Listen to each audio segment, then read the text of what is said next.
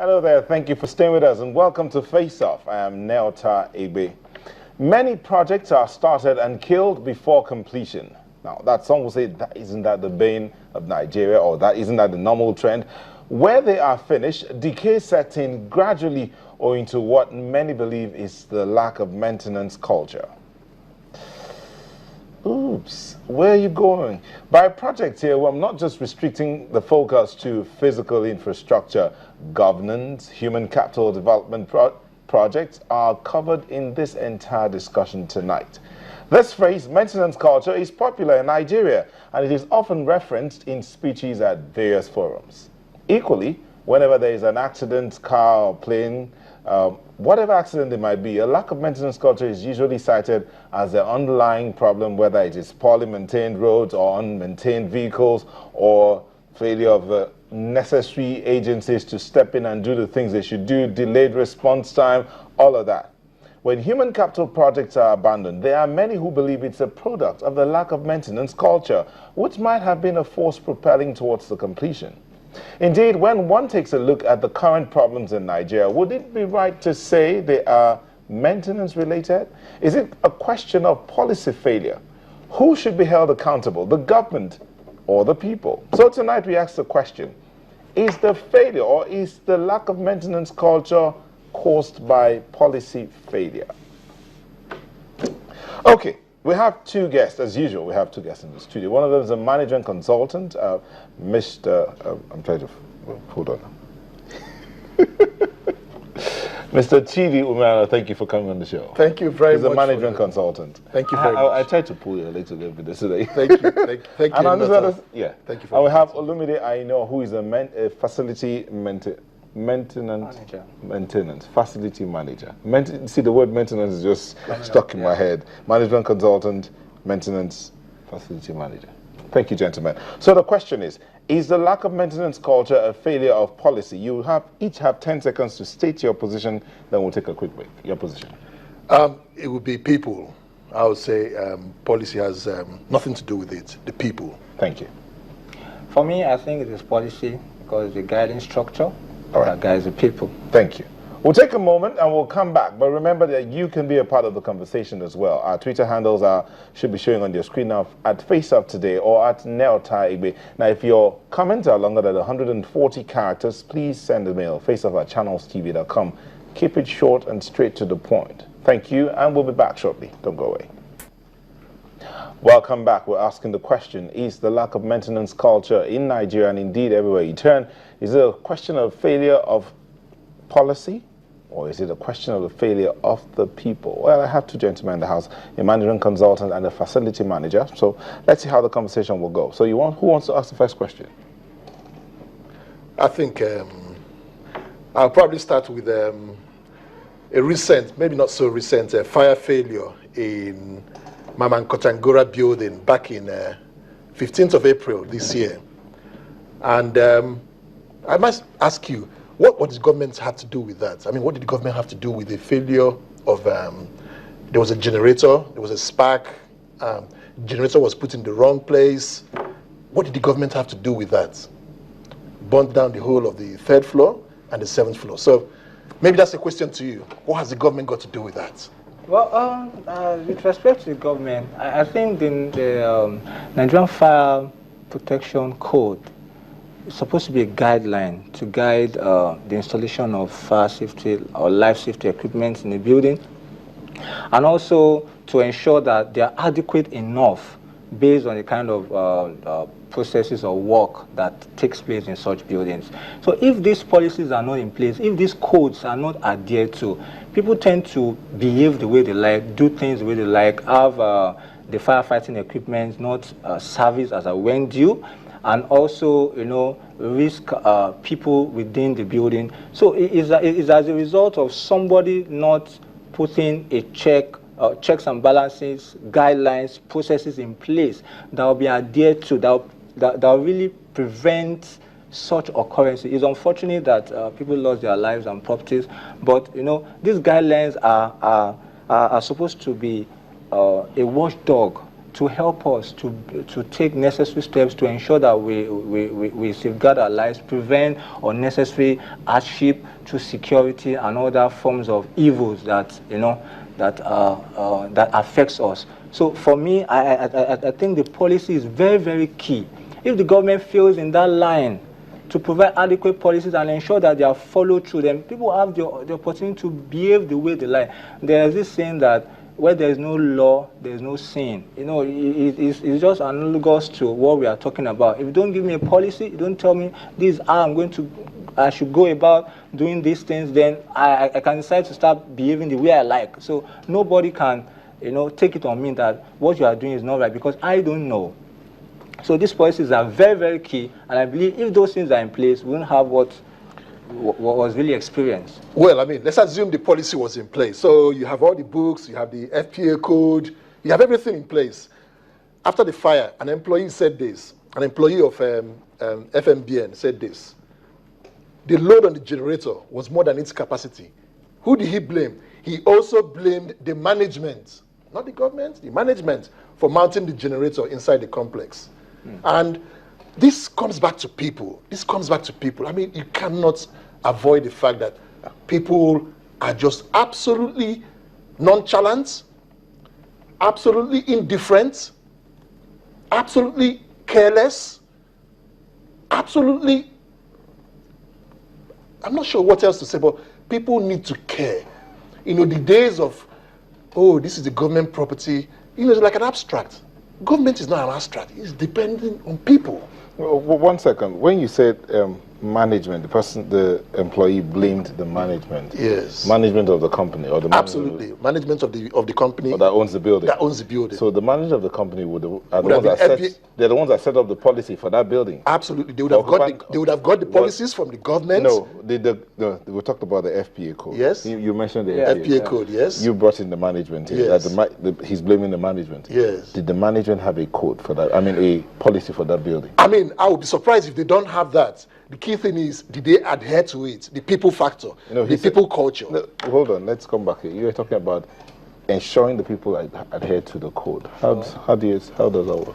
Yeah, well, take for example, I think it started last year in the capital city, where the Federal Fire Service team, they were going around commercial buildings, government buildings, to educate them, to ensure that they have the code, the Federal Fire Service fire code, they have it. And in fact, in the code, it was stated that anytime at the design stage, you must submit your design to the Federal Fire Service to look into it if your design actually meets the standard. Else, it will be reviewed.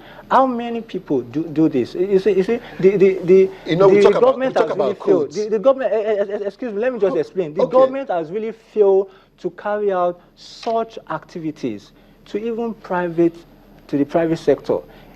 I know the building I'm talking about may be a private building. Maybe owned by FBN, yes? Yeah. It's not a government building. If they have taken such measures, such actions to the private sector, it will have helped and probably averted such unfortunate burnt. CBN building got burnt this year, if I'm right. CBN building got burnt. That's a government building.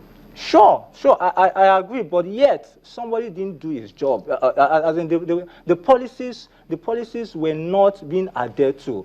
You understand? If the policies are in place, policies not being adhered, that means the people are failing. No. You see, this policy is the government. If the government provide this policy, educate people enough about these policies, you see, people are not so daft like the way you painted it, that they don't know right from wrong. They need to understand and assimilate these things, because nobody will just see fire and just want to put himself into it. Yes, so these policies are guidelines to help us, to educate us, to help us to do the right thing. When I was going through the fire safety code, in fact, despite the fact that I have a bias in safety-related issues with facilities management, but it gave me another understanding about how important these things are in the building. You understand? There are some buildings that the fire extinguishers they have is inadequate. They have not been serviced. There are some high-rise buildings that doesn't have sprinklers. We are loaded with policies. We are loaded with policies. I'm really sick and tired of all these policies which are not being followed because the people do not want to follow them, because the people do not care to follow them. I think that's my issue. It's not about policies. I'm sick and tired of policies. No, the government is the government that is causing, really, from my own perspective. If the government, is forceful enough, because now the loss of life, it's a minus to the administration. It's a minus to them that people in this age and time, you still see people, putting on candles to sleep are not. Because basic things are not available. I think there's a massive issue. These are really issues for me. Let me just divert from that building and think about a typical thing that happens to everybody. So, you go outside, you buy, I don't know, orange or whatever it is, you pick it up and you just throw it on the street. What's the government got to do with that? That's, is that a simple sanity that should tell you, hey, put that orange peel inside your car?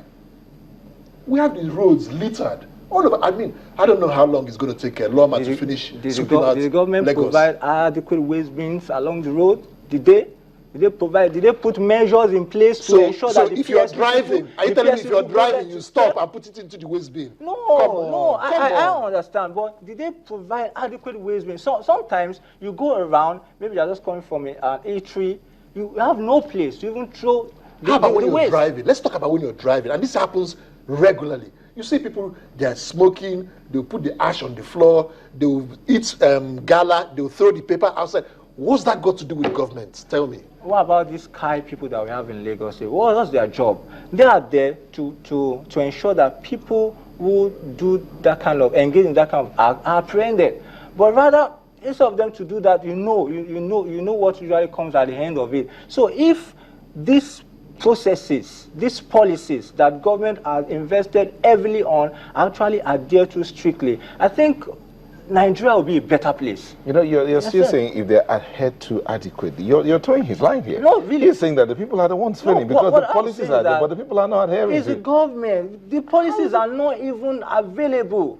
Yes, sir. The policies. No, he just said the policies are everywhere. The policies are not even available. Take for example, in the facilities management industry, for example, you see a lot of half-baked complaints that they claim to be facilities manager. They don't even know how to add value. They don't even know the client's needs. They don't even, see to ensure, because they don't understand how facilities management is so strategic to the business of the client. How it's going to promote the client to ensure that productivity increases. The FM company is always going to that business because he sees that it's a new business in town, it's lucrative, he can go there, commit murder, and come back. Nothing happens. We hear of stories of fellows in professional institutions, collecting service charge for years and not being accountable. Nothing happens to such people. So what is the government doing about it? We hear a lot of things. What is the government doing about it? You see, if the government can stand up to its responsibility, we'll not have all these issues. Because if you don't give me all these things, I can decide to misbehave. When I know that policies are not in place, I can decide to misbehave. So policies are very important, and I feel that's the key thing supposed to be discussing here. I know there's government, and I know there are all these things. Now, is there a responsibility for the individual? I mean, basic things. Is there no responsibility for the individual? One of the things we find we do is pushing responsibility to somebody else. In this case, to the government, provide us policy, enforce this for us. What happens to the basic civic, what's the word I want to use? The basic civic responsibility of every individual in this country. What happened to that responsibility that, hey, when I see something bad, I'll say, this is not quite right. I need to do something, I need to fix it, or I need to call somebody to fix it. I mean, this is what one of the guys said. All the fire extinguishers had expired. Now, it doesn't take, only a blind person cannot see that fire extinguishers have expired. Because when they do the maintenance, they'll put a sticker on the fire extinguisher saying when the next due date is. I mean, from Total Facilities Management, you know all about this. What's your stake on that? Well, for me, there's a saying that what you don't know, you don't know. There's nothing you can do about it, except you have the desire to know about it. You see, there's a level of orientation. I don't know what National Orientation Agency is doing and some other public parastatals are doing to reorientate everyone. You see a very rich man has a very, very big house, and you cannot find one single fire extinguisher in that building. So why are you blaming government for that? No, it's true, because if the government has really come out, invested in trainings, programs, to inform us, to educate us. You can't leave all these things only to private, the private sectors to do. The government has to own up to its responsibility, because they are guiding us. We voted for these people. We voted for them because we believe so much in them. Hold on, before you go ahead. Okay. Someone asked a question here. Okay. When you talked about the generator, he says, why the use of generators in the first place? In other words, if the government had done their own part, the individuals wouldn't have had to go for a generator. Sure. Right, good. I mean, that's a very, very good question. We are in a situation whereby we have to manage the situation. Government, yes, has failed in terms of providing light. So what do we do? Go in, get ourselves burnt. There was a recent tragedy, I must say, about a gentleman who had just got married. And he came out, I think he was a newscaster. He went to refuel his diesel generator and had some funny thing. They had a lighter or had a lamp, and the thing caught fire. Now, you see people smoking on, next to petrol stations, and they know these are inflammable. What's the government got to do with that? Of course, we have a situation. Yes, the government should have provided light, but they haven't provided light. So what do? Kill ourselves? Please, let's. It still boils down to responsibility by the government. I'll still stand on this point. The government, we have elected the so-called leaders into this position, and they're supposed to be thinking about the future, not about now. There's something I learned recently is about the S-curve. When you start a journey, maybe a venture or a business, it gets to a point whereby you start diminishing. That time you need innovation. You see, these people are not innovative. They are just there because of their pocket. If they are innovative, they're supposed to read between the lines to know that, see, when you don't provide adequate power supply, it will get up to the point that people, a natural human being, natural instinct is there. You want power. You want to use your laptops, you want to study at night, you want to solve some problems, you just must find a solution. They are not innovative. So these people are a major factor, a major concern to us, because they don't even know what to do. They don't have the direction. So if they give us the direction, people, the so-called professionals, when they get to that position, I don't know, maybe there's something there that changes their orientation. They just go way far in the right direction they're supposed to be going. So if these people come together, they're really serious, they really have an interest at heart, as they usually claim, Nigeria will be a better place. It will be insane for anybody to say you want to you want to litter the ground, because you know that if I do so, somebody somewhere is watching me and I can pay for it. So that's just my stand. I don't believe that people can't just naturally wake up one day and start saying that I want to start doing evil. I want to start doing something that is bad. It doesn't really make sense to me. I'm telling you, it doesn't really make sense at all.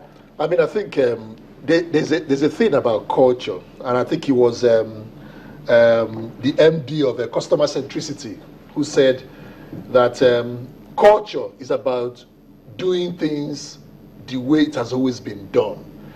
And we have a situation whereby beliefs, attitudes, habits, traits have all been formed, and people can no longer see, as it were. People don't know what is even right anymore. When I was growing up, to drop something out on the floor was almost like a taboo. What happened? Is it that the government did what? Did they tell me to start dropping things on the road? I still don't get it. Because you know that if you do that, it's either your parents or somebody somewhere, if you are caught, you'll be dealt with. That fear is there, because somebody might be watching you to see how you are going to behave. So where is the fear? For example, when I come into my toilet at home, nobody's watching me, I mess it up and I walk away. Where is the fear when I go to an airport, the toilets are in a mess? Where is the fear? I mean, nobody's watching me. but I could do something good, couldn't I? It's unfortunate that, you know, things that really, really decay. It has really nosedive so I think much. the decay is not just even about the government. The people have just refused to care. We have refused to care about things. I so disagree. I so disagree about that. You go to the government place. Really? What do you mean you so disagree? We go to the government place. You see people sitting in tables that are all messed up and nobody says a word.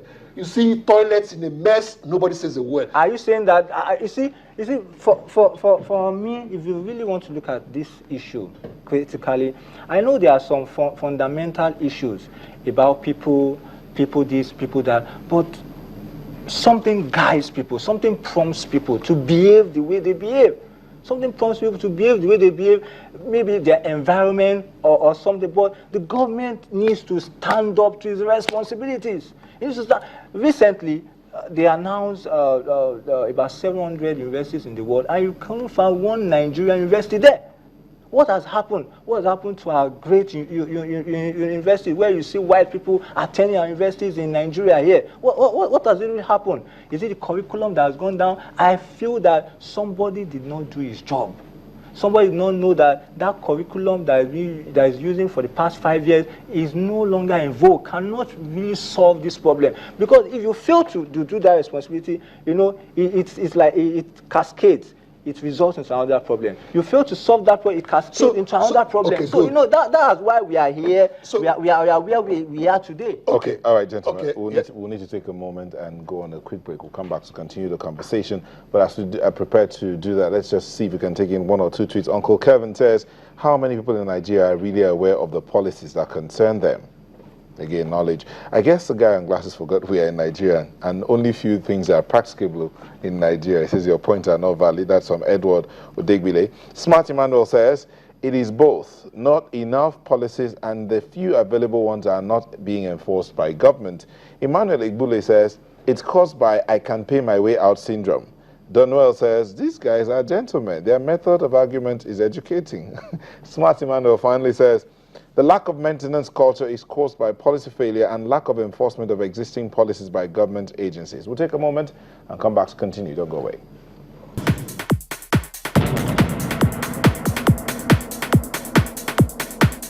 Welcome back. Remember our Twitter handles at Nneota Egbe or at FaceOff Those are the Twitter handles. You can tweet at us. Let us know what your thoughts are. The question is the lack of maintenance culture caused by policy failure? We're back here, two gentlemen, a management consultant and a facility manager who have disparaging ideas.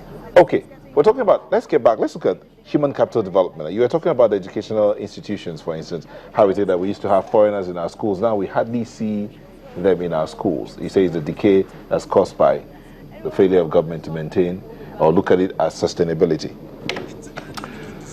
Well, I mean, people, I like to talk about people. You know, if you have a passion for something, you ignore everything around you and you go for it. Whether the government is performing or the government is not performing. If I'm a teacher, I'll do whatever it takes to educate myself and to pass on knowledge to those that I might care. Of course, you know, government can put policies and all that, but when you have a passion, we have lacked passion. There's no passion anymore. You go to schools, people don't have passion. You have to have a passion. And when you have a passion, you don't care. You don't care about the government. You don't care about the policies. You care about what's good for that person, what's good for that person, what's good for my country, what's good for my state, and you just get on with it. Because there's something that really ignites the passion. You don't have good power supply. You don't have water supply. Your roads are dead trapped. How will you have the passion? What will initiate the passion?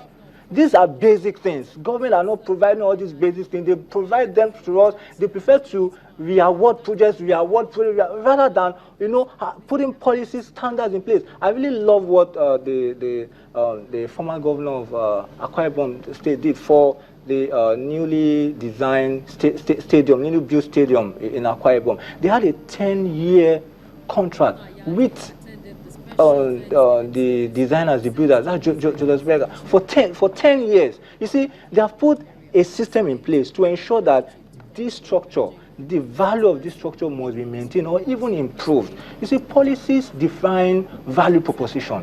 They define, they help you, they gauge you, they correct, they monitor you, they monitor the way you think, the way you do things. So in fact, a primary school student who wants to do well gets to his house, puts on the switch, there is light, he wants to read by 2 a.m., he can wake up by 2 a.m. to read because somebody is doing his job. Somebody is making sure that all those basic amenities are available. If you don't have those basic available, I'm sure a lot of viewers will probably disagree with this because growing up, depending on what age in this century or last century that you grew up, most of us grew up without lights, but we had passion. We had passion because we wanted to study, we wanted to do well. Today, that passion is gone. Now, there could be lots of reasons why, whether it's too much celebrity culture, whatever it is, I don't know what it is, but there's a reason. But people, it's back to people. Why? That's what we need to be thinking about. Definitely the issues with the people. The reason we need to really ask is, why are the people no longer having passion? Why are the people? Because we grew up with lights. I read with candle. Yeah. Well, he just said something about the fact that if the government doesn't do their part, that passion cannot be there because the man is. So why did I have passion when I was growing up? Why did I have passion even though I went every day at night to study with lamp and candle? Why? Because that condition is abnormal. Why shouldn't you have lights? It's abnormal. You see, we are just rolling this discussion and everything. You see, it's a basic point. It's a basic point that the government needs to stand up to its responsibility. Some of us really wanted to travel out of this country to do so many. We just want to get out of this place because it seems we have lost all hope in this, in our leaders, in people that are supposed to take responsibility for our future. They don't even have vision plans for us. They only have plans for their pockets. They don't have plans for us because they are not thinking into the future, that what is obtainable today in the next 5 years will be archaic. Okay, thinking into the future. Is the policies that you need to look into your policies. If they're not thinking into the future, tell me now, so if they're not thinking in the future, why are they not thinking into the future? What is that spark? Whether you call it a divine spark, what has left them? They're not thinking into the future. They're not thinking of the children and children's children. What is it? Why should it be the government? It's the government because they control the way we behave, you and I. They do. You say yes. The government controls the way the people behave. Government is everything. You can't do without them. Now, I heard of some organizations, they run generator 24 hours. They run generator 24 hours, and you expect the price of their goods or services to come down. It may not come down, except there is intense competition. It may not really come down, and they are polluting the environment. Government is not seeing that. Government is to collect its taxes and all sorts. They are not seeing it's not sustainable. They are not putting the triple bottom line together. The people, the environment, and the economy is affecting the economy really. So they have a way of controlling the way we behave. But if they calm down, put policies in place, it guides us. It controls us. Don't let me use the word control. It monitors our behavior. Okay, let's talk about policy. Beliefs. Let's look at Lagos State, for example. I mean, they have probably the best waste management outfit, Loma.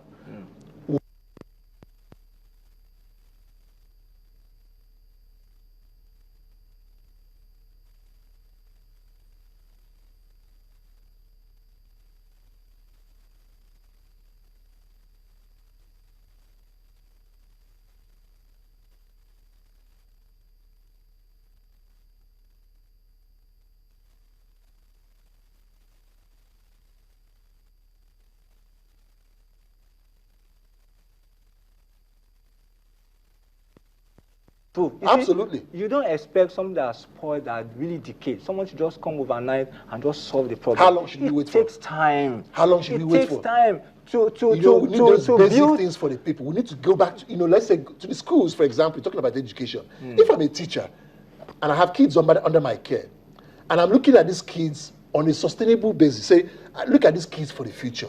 What do I teach them? Do I teach them to wait for the government's policies? Do I teach them to wait for the government's FPA code? Who designed the curriculum? Who designed the curriculum? Hold on a second. Do I teach them to wait for all those? Or do I say, from my experience, and this is a generational thing, even those before me say, look, this is the way things have been done. This is the right way of doing things. This is the way these kids should. I mean, do I wait for the government for my kids? Of course not. I teach my kids the right thing to do. Each of us has responsibilities. It means you have your private secondary school or university owned by you. Because government still decides, still controls your curriculum. They still define the curriculum. So let's assume government says, for example, let's say assume government says, and I'm hoping that we have 10 or 15-year-old kids watching this. The government says, whenever you go into the room, turn on the light. When you're leaving, leave that light on all day. How would that sound? Would they do it? No, really. See, you see, I'm looking for the right words now to put into this. You see, it's like a RAM in a laptop. You understand? Without your RAM, without your processor, the laptop is just like a skeletal part, made of plastic, glass, or whatsoever. You know, it defines your speed. It defines how you walk. It defines how you sleep, where you sleep, when you sleep. Okay. Yes, sir. Look, take for example, the Third Mainland Bridge. Okay. You know, so I was discussing. Just excuse me. At the moment is very sluggish. Does it mean that the rest of the country is sluggish? Just excuse me. I was telling a friend of mine. I said, look at the Third Mainland Bridge. That's why I don't really want to come to Lagos. Look at the Third Mainland Bridge. I said, I hope the live load on this bridge can carry us till for the useful life of this bridge for about 50 or 30 to 50 years. People go in the morning. The load is on this side. People coming back. The load is on the other side. I said, I hope one day this bridge is not just going to, just collapse like that. Now, if you have a right-thinking government, they're supposed to understudy this. What is the impact of all these activities on our people? You see, they need to start thinking of some futuristic things that these things are happening to our people. People go, the level of productivity will reduce. That's what defines that person. You see a staff gets to work as early as 5 a.m. and he sleeps all through. He's so tired because somebody has failed to realize that most of the companies, ministries, they are just on the island. Instead of them to decentralize it, even take some to as far as Songo, as far as Abule Egbe, to spread it so that people can be dispersed, so that you not really put too much pressure on the infrastructure on one part of the state. So it still boils down to people coming to think, people coming to be innovative, to be creative. We started this program with the fire at the Kontagora building. I just want to go back to something you said about the government. Let me just go back to what a gentleman who's pleaded anonymity said. You don't need to be told that the generator was overloaded. He's kind of listening to this conversation thinking, you don't need to be told by the government that the generator was overloaded. Once you hear its sound, the oil section was also leaking, which showed it was due for servicing. This is not an engineer. Besides, locating a generator inside a complex like this is not safe. This is common practice. What does the government have to do with this? You said common. If you don't know it, you don't know it. There's nothing you can do about it. That's knowledge for you. The government's supposed to know that there is impact of people's activities on the environment, on the built environment. So we're going to have the government snooping around each building, that each private is their job because they collect taxes for Christ's sake. That is their job. So people will just be idle like a log of wood waiting for the government to come and tell them what to do. Not really waiting for the government, but the government knows that any action, I learned in my basic physics that to every action, there is equal and opposite reaction. So the government is supposed to be thinking. So if the government is not providing power, the people will get generators. Sure. And if the government is not saying... And they pollute the environment. The people shouldn't get generators because they should wait. No, they shouldn't be thinking. No, they need... They will have to provide generators. Why should they? Will have they to should wait for the government. Of course, that's what we're talking about today. They should wait for the government, for the policies that says we have to have light, wait for the policy, it will take 30 years, so we wait. If the government has done its own something, they do something. If they're going to get a generator, they get the right generator. If they're going to get petrol, they get the right petrol. If they're going to put it, they install it properly. They have to follow guidelines. Who will give them the guidelines? That's what he's saying. Who will give them the guidelines? So the government can provide guidelines and all those things.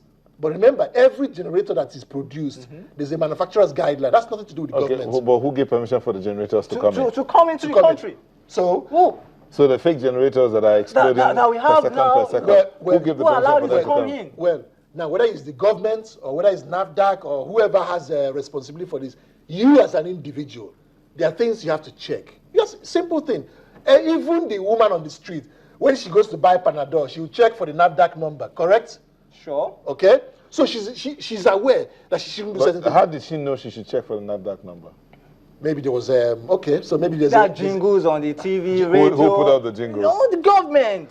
So what happens? If the government fails to do all those things, you see, no man is an embodiment of knowledge. You don't know everything. That's why we read books, we do personal study, personal leadership, to want to improve ourselves. So if we have people in place, we have policies in place, standards, processes in place, that after this, you need to do this before you be able to get this. You understand? You follow all those things true and true. Maybe they have a ministry, or I don't know, by government. You talked earlier on about human development. And I'm sorry to use this example, but we have businesses, that were run successfully by individuals. And I'm happy to mention MK Abiola as an example.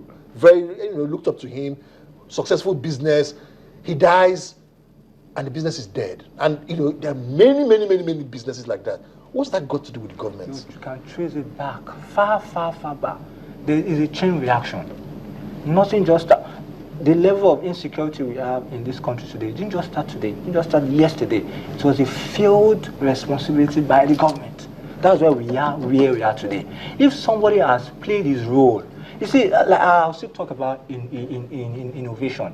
It's not just having being a professor or a doctor or being a fellow of an institute, being a minister that is actually, is how you impact people, how you add value. How you add value, you impact people to solve problems, to improve our well-being, our state in this country. People are suffering because the government has really failed. All right, we need to go. So your closing statement, you give your closing statement, your opening statement first. So let's begin with you. Closing statement. Yeah, I still stand on my point that policies can define the value proposition. Policies can define the way we live, work, and play. It defines our well-being. It structures us. It makes us a better person. It improves our lives because everything that we do, it has, it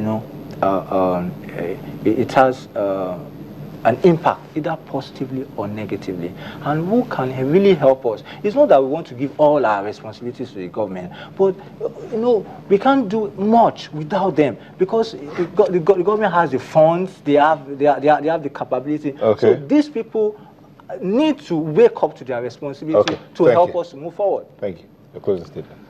Well, I'll go back to, again, the CEO of Customer Centricity. She said, people do not protect your assets. The right people protect your assets. Thank you. Thank you very much. We've had Olumide Aina, a facility manager. Thank you for coming on the show. Yeah, welcome. And Chidi Umeano, a management consultant. Thank you for coming on the show. Thank you very much for inviting me. Thank you. Those of you at home that allowed us to be a part of your evening, we want to thank you. We'll end with this one tweet from AdCreate. AdCreate says, maintenance policy starts with government, driven by government, employed by people, and ends with government. Okay, some people might not agree with that. But let's end with that. Thank you so much, and have yourself a good night. I'm Nneota Egbe.